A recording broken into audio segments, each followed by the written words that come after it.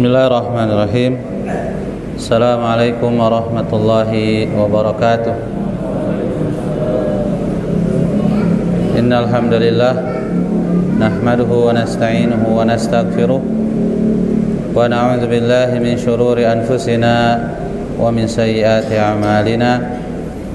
Man yahdihillahu fala mudilla lahu wa man yudlil fala hadiya lahu. Asyhadu an la ilaha illallah wahdahu la syarika lah wa asyhadu anna Muhammadan abduhu wa rasuluh. Allahumma salli wa sallim wa barik ala Muhammad wa ala alihi wa ashabihi wa man tabi'ahum bi ihsanin ila yaumiddin.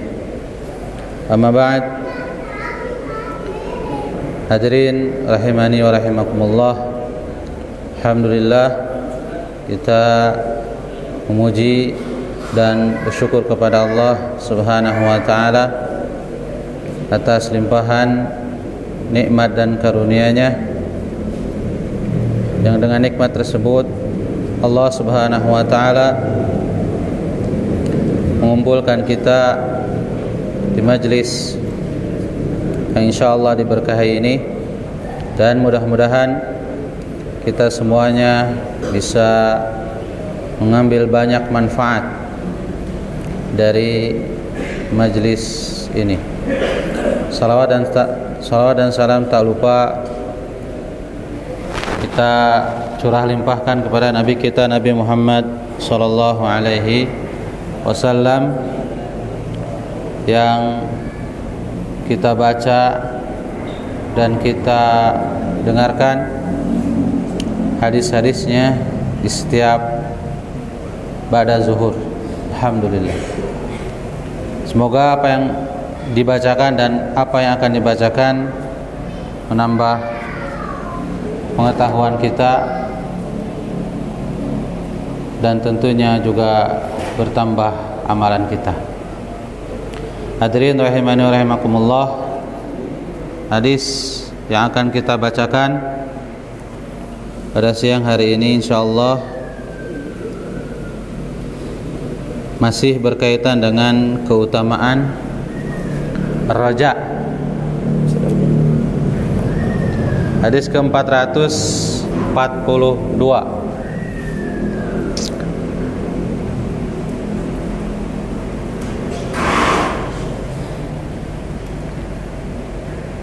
Qala al-mu'allif rahimahullahu ta'ala an Anas bin Malik radhiyallahu anhu qala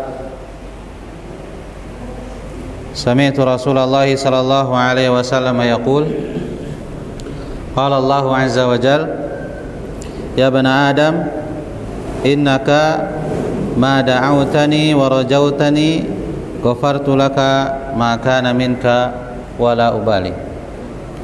Ya bani Adam law balagat dhunubuka anana as-sama thumma astaghfartani ghafartu laka.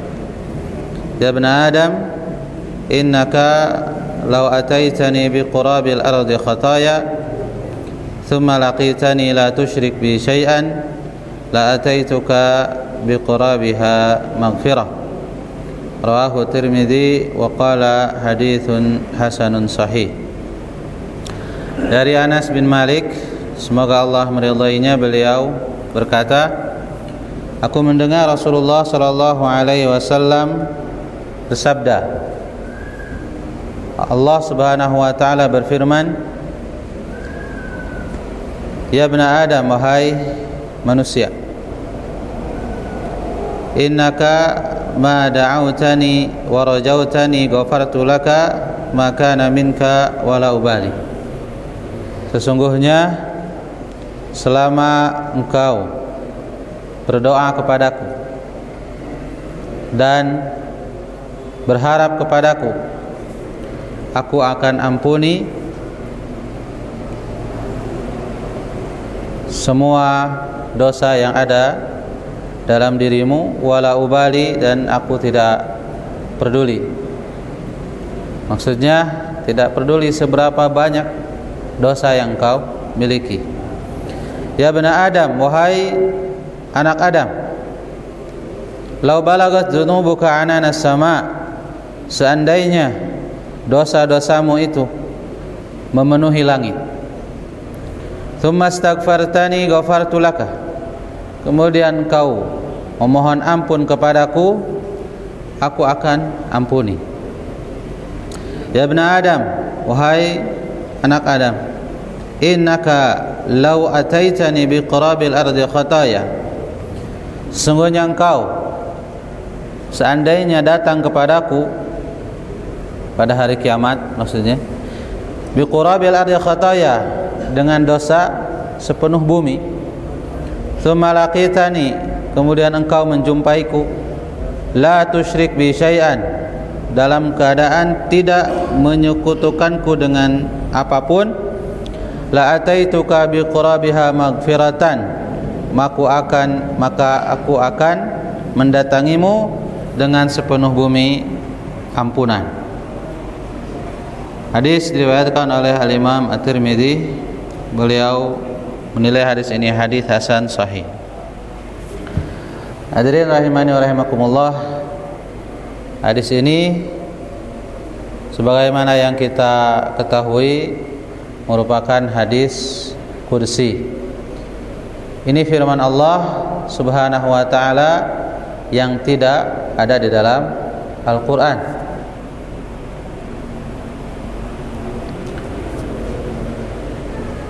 Dan ini langsung disampaikan oleh Allah Subhanahu wa taala kepada nabinya Nabi Muhammad sallallahu alaihi wasallam.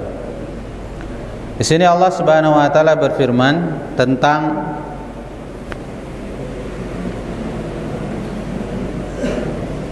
jawaban atau harapan yang Allah berikan kepada hamba-hambanya yang merasa putus asa, merasa bahwa dirinya akan binasa dengan dosa-dosa yang ia perbuat.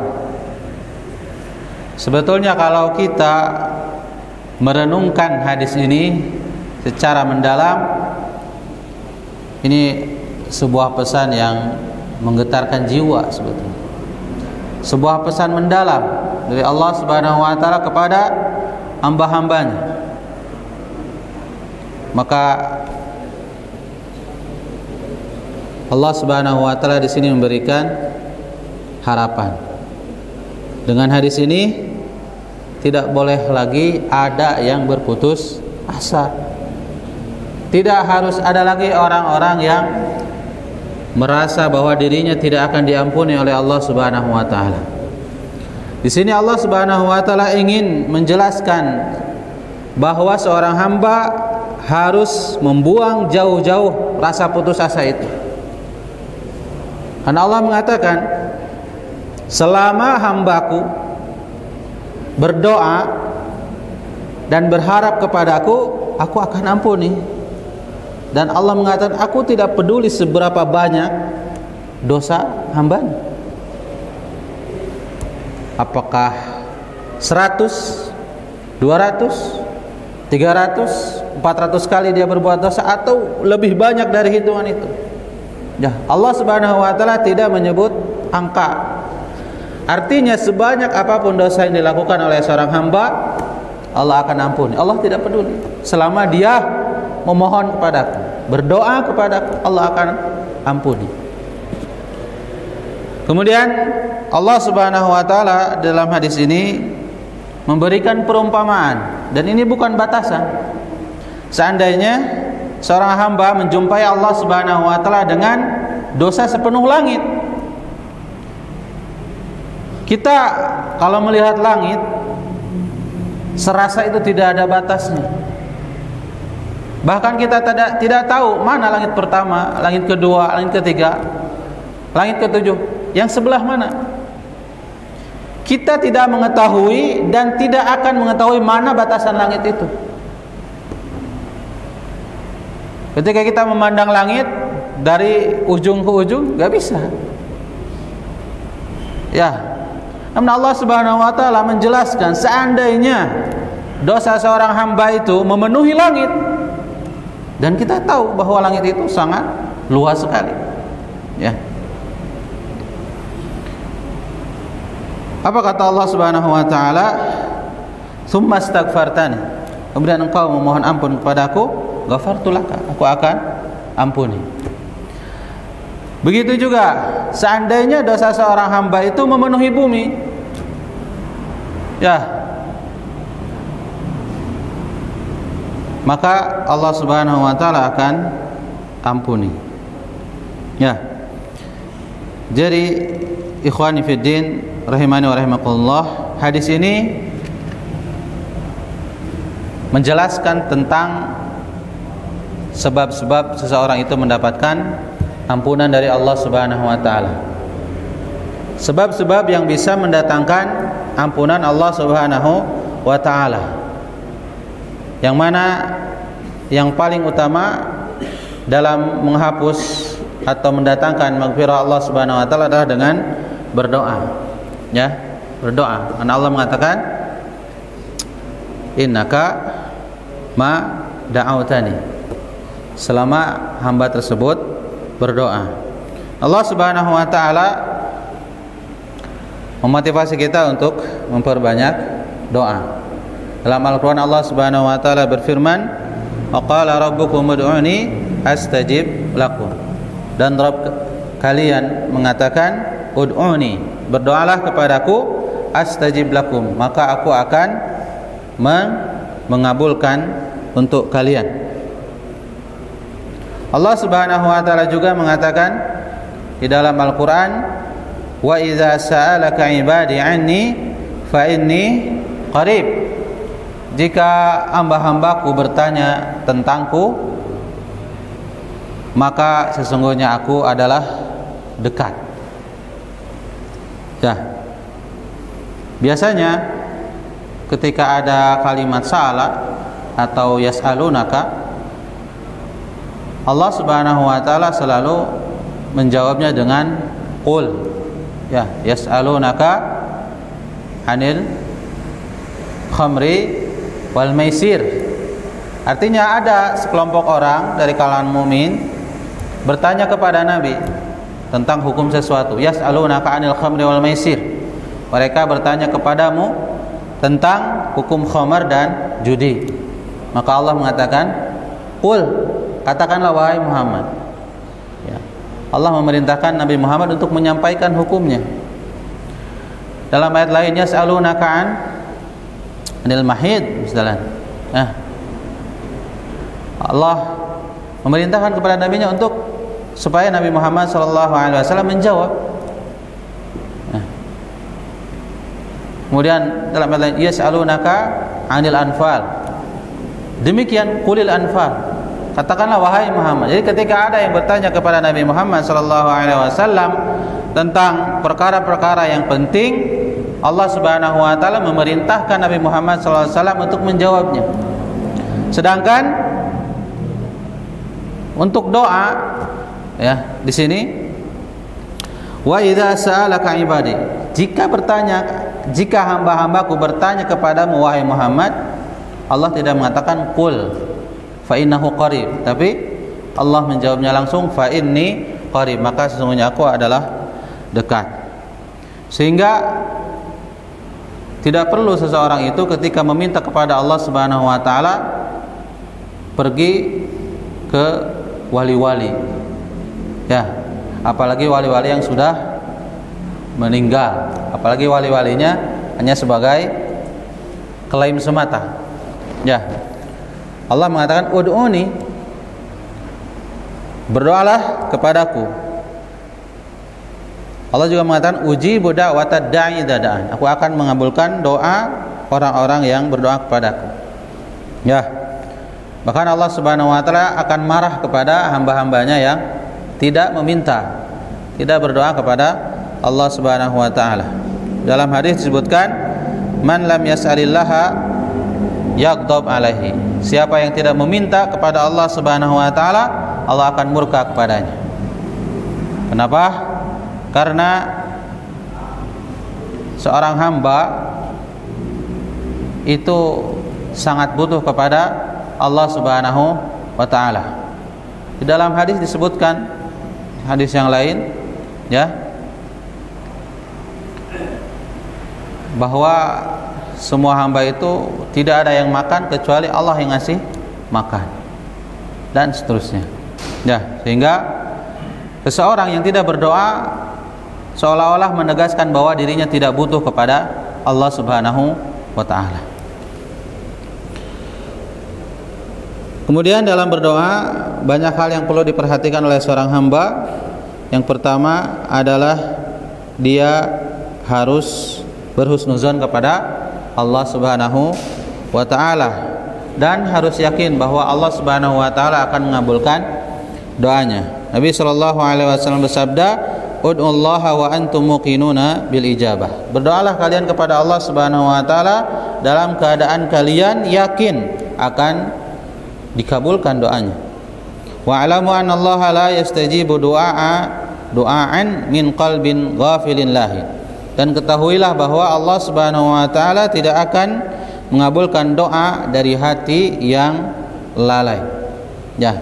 Kadang orang berdoa tapi hatinya tidak tidak khusyuk. Ya.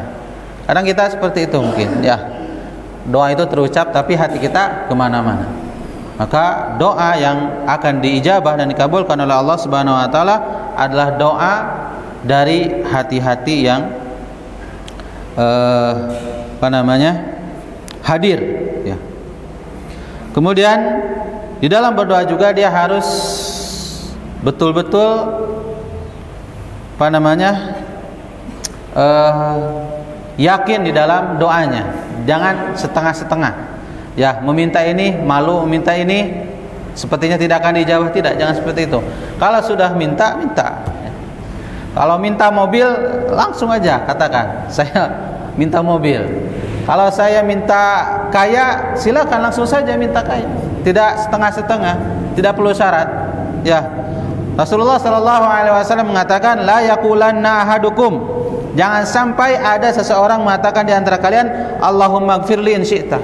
Ya Allah, ampuni aku jika kamu mau. Jika kamu berkehendak.